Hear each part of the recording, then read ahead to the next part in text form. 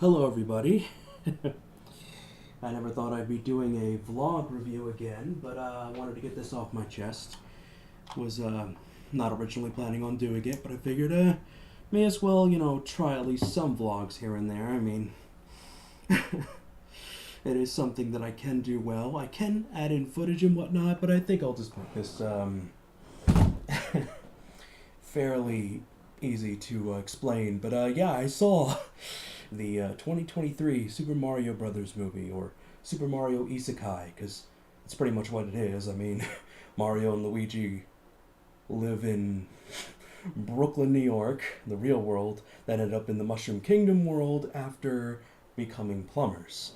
Now, for the most part, this movie is a loose adaptation. It's a lot different than the games, and that's good in some areas, bad at most. I will explain here in a bit. I will carry on with my explanation. So, basically, this is going to have some spoilers, just so that you know, but then again, my reviews always have spoilers, so for those who don't want to hear them, don't watch this video. 3, 2, 1, review starting now. You've been warned. So, carrying on with the film. Mario and Luigi originally are from Brooklyn. They used to work for the construction company with Jumpman, which surprisingly, Jumpman was played by Charles Martinet of all people. I expected him to actually voice Mario and not the fucking terrible Chris Pratt version. I mean, for the most part, he was okay in the movie, but he isn't that great of a choice for the character.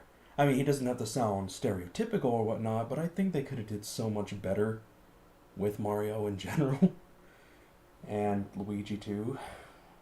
More on that in a bit. Anyway, their life, I'm going to basically just explain the movie as I go and give my points as I go. And of course, the casting for the most part is pretty good. Charlie Day, I believe, who plays as Luigi, does a pretty good job as the character, unlike some others, but more on that in a bit.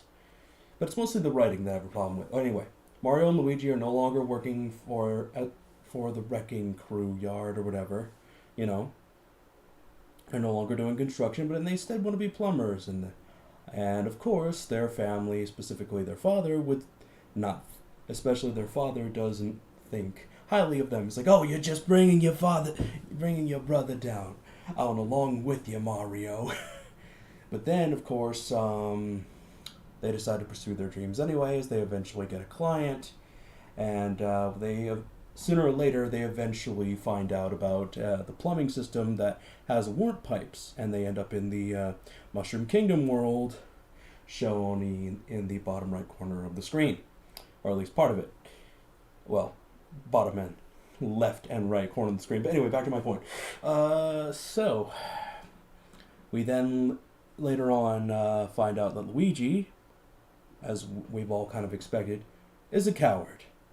Then again, he has conquered his fear time and time again, but he's an overly annoying, well, not annoying, but basically he's scared to the highest degree, and I kind of was expecting him to be a little bit more brave here, because for the most part, he's a damsel in distress in this entire movie and has to be kidnapped, has to be rescued from Bowser, who kidnaps him. And of course, Mario ends up meeting Princess Peach, and she says, okay, I'll help you if you get past this obstacle course that I made for you, even though I just met you, and I think you could help us. And of course, they play that stupid-ass writing trope here, where instead of Princess Peach being a queen, she's a princess, which is common for pretty much the entirety of her existence. Funny enough, she's quite different in this movie. She's no longer the damsel in distress as she becomes stronger. Most fans who know of Super Princess Peach know that she actually is the one who has to save Mario instead of the other way around, because Mario's captured by Bowser, I believe. But anyway, she's saving him instead of he saving her. Back to the movie. So, after of course doing the best that he can, through some comedic relief, which actually was pretty amusing here. Um, Basically, she decides to help him, despite him not being able to fully complete it, but he almost did. He was so close. He was like, I think you could say 98%. He just could have gone a little bit more and he would have done it. But anyway, back to the point. Then we learn about Princess Peach. Mario explains his story. He's looking for his brother because really, that's what he wants to do, find his brother and get back home. But then she relates to him and points out that she's not from this world either and that she got lost. It didn't even explain how she got to the Mushroom Kingdom world, which I thought was really stupid. A lot of the jokes also were pretty annoying. Like, not all of them annoying, but not that great or funny in general. There were some that worked. The nostalgia was the one thing that they did a lot of the times. The Sonic the Hedgehog 2 movie did this, but that movie was just a lot more watchable than this, I'm going to be honest. But moving on. So, they get the help of the Kong Kingdom, where we meet Cranky Kong, who really should have sounded more cranky, considering his name. And we learn about Donkey Kong Jr., who is his son, which is obviously a reference to the Donkey Kong canon throughout the games. Because the original Donkey Kong's Mario was Jumpman's enemy, and of course, Mario's enemy.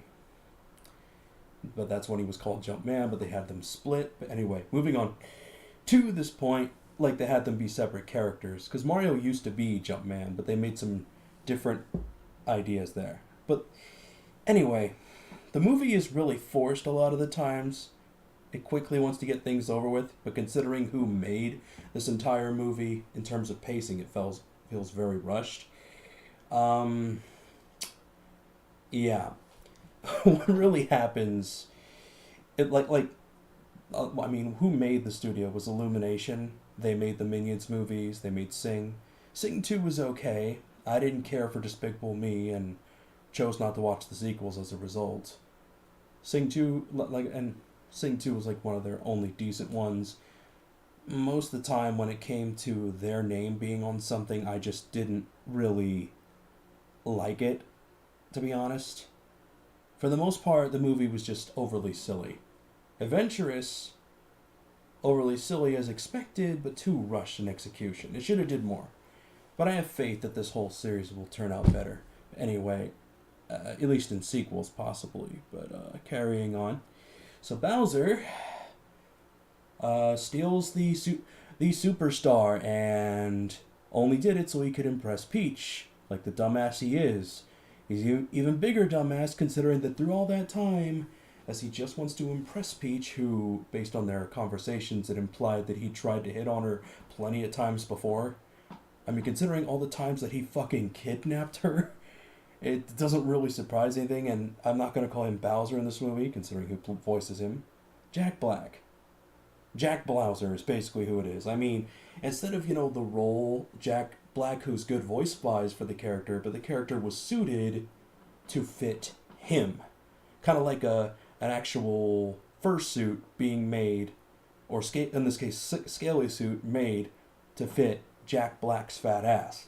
But anyway, I like Jack Black. I find him to be very entertaining, but because it felt more like Bowser than anything, more like Jack Black as the character, it kind of hurts it a little bit, even though he steals the fucking movie, especially with the Peaches song that he kept singing, which for some reason they decided to repeat at the end of the movie after Bowser's defeated and captured. But anyway, they get the help of, Anyway, Mario and Peach eventually get the help of the Kong army, which of course includes Seth Kongan, because Seth Rogen voices Donkey Kong in this, or Donkey Kong Jr., what have you, and I really didn't like that. But then again, I didn't like him voice-wise or character-wise. I just thought he was too arrogant. Maybe the second ones will be better, but I found him to be just annoying, and Toad is delightfully irritating. Yeah, you can tell I just really love Toad, don't you?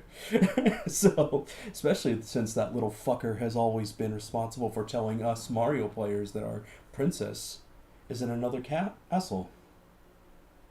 Yeah, I'd like to throw him down a bottomless pit. That'd be great.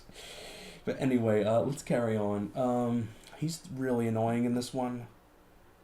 Um, Bowser is, for the most part, the best thing to see.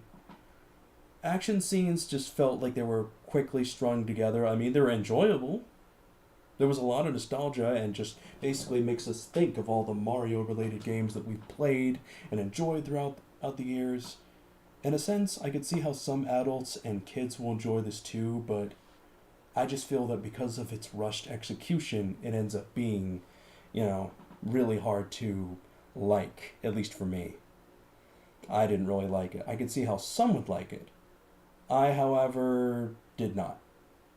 I was optimistic, but at the same time, I knew I was not going to like it from the start and saw it as just another stupid popcorn movie kids flick with Mario nostalgia being the main contributing factor for its story and characters. Mario nostalgia, the movie, so to speak, or Super Mario Isekai, as it will. As a whole, the movie can be fun.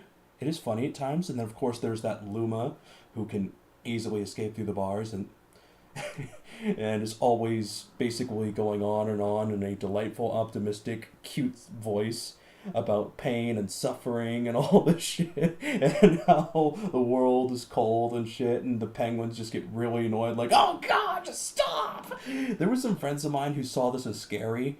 I do not understand that whatsoever because there is nothing fucking scary about Luma.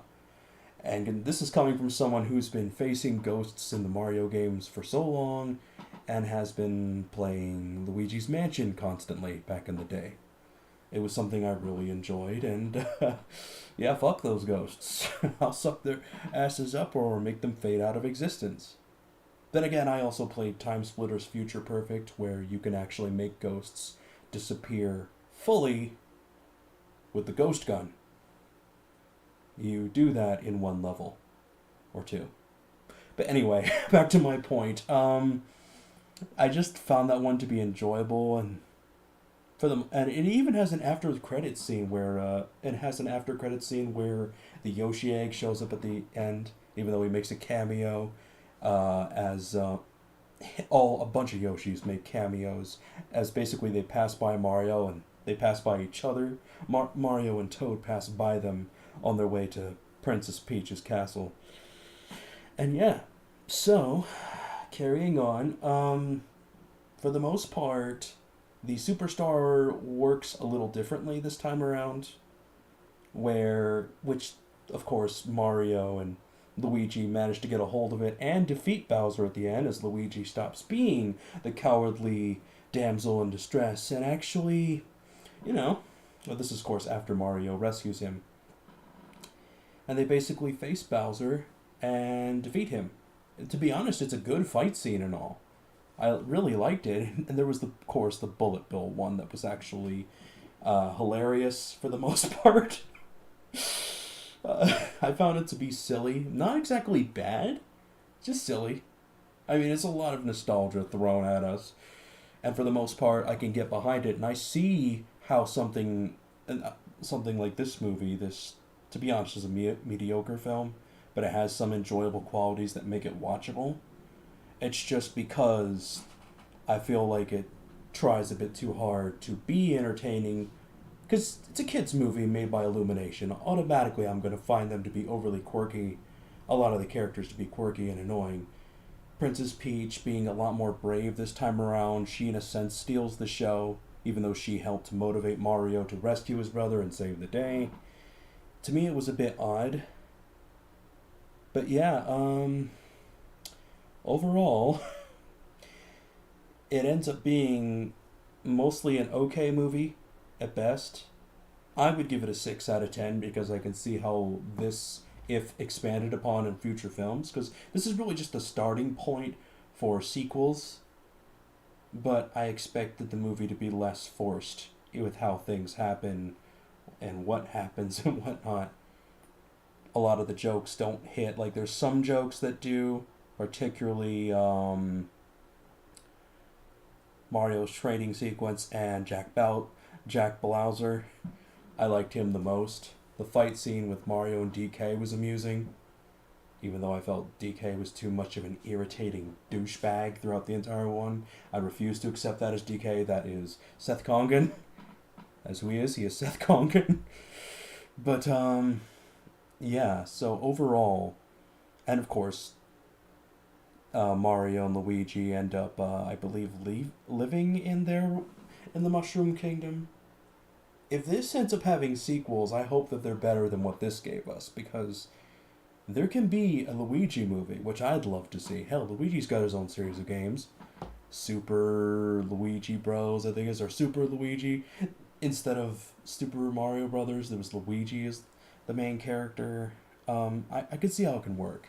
And before anyone asks about, you know, Bowser and basically about, asking about how I felt about Bowser. Now, in the movie, he's okay. He's the dumbass ass villain who ends up getting defeated. And, of course, through a superstar power that Mario and Luigi managed to get, and they managed to keep, and it makes them super strong to the point of keeping the power forever, because we do not see them lose that superstar. Sorry if I went off track with that, and I'm throwing a lot of things at once, but yeah, during their fight, basically they get a hold of that star. Through that, they managed to get a hold of the superstar that Bowser should have used. I mean, if he did, he would have kept it forever. But no, he didn't. He just got it as it to impress Peach, like the dumbass she usually is. And it doesn't really help that it implies that Peach and him have history, because it ties in with the games, but it doesn't at the same time, which is odd. It's just really strange. At least they established, hey, he's the villain, right? Even though he's done some good in certain other games, Super Mario RPG, the Mario and Luigi Superstar Saga ones, and games that relate to that, like Bowser's Minions and what have you. But for the most part, Bowser's always been, regardless of what good shit he's done, whether helping Mario or not, he's always been that same villain who always wants to get him under Princess Peach's skirt. And it was originally implied that she gave birth to Bowser's kids, even though most of them were his minions. We're talking the Koopa kids, except for Bowser Jr., who is actually related to him. I hope we get more explanation on who the mother is. But carrying on. So yeah, there is one thing I can say about Bowser, and I know there's a lot of people online that really find Bowser to be attractive. Like, there's a demographic of people even thinking of him as a female. Bowsette. That is too cringe for words, so I'm just going to say ugh and move on. There's also people that really like Bowser and find him attractive. I don't understand that. It's just something I cannot get into fathom. I can understand some people being fans of him, considering that he's not the cookie cutter villain, but regardless of what good shit Bowser has done, he's always come back to doing bad shit like stealing the princess. So you can see how it really hurts Bowser's likability factor for me and quite a good chunk of other fans of the Mario games to actually care for Bowser. Sure, he loves Peach and all, but he really needs to learn how to handle himself in terms of, getting Peach to love him, because he doesn't do a good job. Because he always does it the menacing villain way. And because he's always coming back as being that main villain, I can't like him, really. And I still don't like him because my favorite characters have always been the stereotypical Italian plumbers that I play as. Luigi more so, but anyway, yeah. But anyway, my thoughts on the characters aside, the movie is, in a sense, mediocre, but at the same time passively enjoyable for those who want some silly entertainment to actually, you know, enjoy. Because to say that this is as bad as the critics say, um, to be honest, it really isn't that bad because there is enjoyable stuff here. It just needs to be worked on a lot better and not rushed. I'll give them props for the new ideas and such, but you need to do a bit more with them and make them better written. Oh, Princess Peach ended up here because she got lost and ended up there. I just was like, really? You gotta be kidding. Where's her parents? It just is really odd, but yeah, overall, those are my final thoughts on it. It's fine if people want to actually see it. Uh, but I personally feel that if they're going to make a sequel to this, which they most doubtly will, they're going to need to do a lot better of a job than the forced cartoony crap that this movie gives us. The forced plot points and everything. It's just tries too hard to be fun. Toad and Donkey Kong are like the most annoying in this one for me. Peach, while in a sense steals the show, but it's really Bowser that steals it more because of how funny he is. And towards the end, after he gets defeated and forcefully turned small by having a poison mushroom shoved into his mouth, I just felt that there could have been a better way for that, but whatever. Overall, here's to hoping that the sequel or sequels, prequels, whatever for this movie actually end up being better than what we got here. Because this movie was a massive success. I just hope they do better with the next ones. Anyway, that's pretty much it. The movie is passable. Not one of my favorites. Never will be. But it's one of the better Illumination films that I've seen. Not as good as Sing 2. Sing 2 was okay. That was way better. That was more like a 7.5 out of 10, I believe. Yeah, 7.5. This one was more like a 6. But in terms of the worst films I've seen this year, it's the third worst one, right up there with Cocaine Bear and what was that one other movie that I saw? It was Cocaine Bear. I'll just hang on. Before I close out this, I want to actually find out what the other one was called. Just open my app here because I have them all saved. The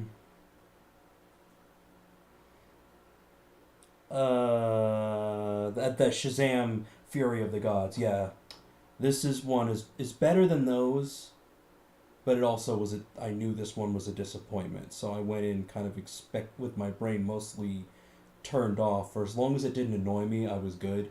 And there were things here that me as a Mario fan find annoying. For Mario fans, I don't like it. This is made more for the little kid family demographic who doesn't really care about that. And I know that some people will complain that some of my points are wrong or whatever. I don't care what you think of me or what I have to say. But yeah. I just hope Luigi gets more credit than being, the coward that he is, because he can do well. He can actually be less of a coward as he learns to be tough at the end of the movie. But yeah, enough repeating myself. I'm going to cut it here. So yeah, what did you think about the Super Mario Brothers movie? Comment down below. Anyway, thank you all for tuning in. And I'll see you all next time.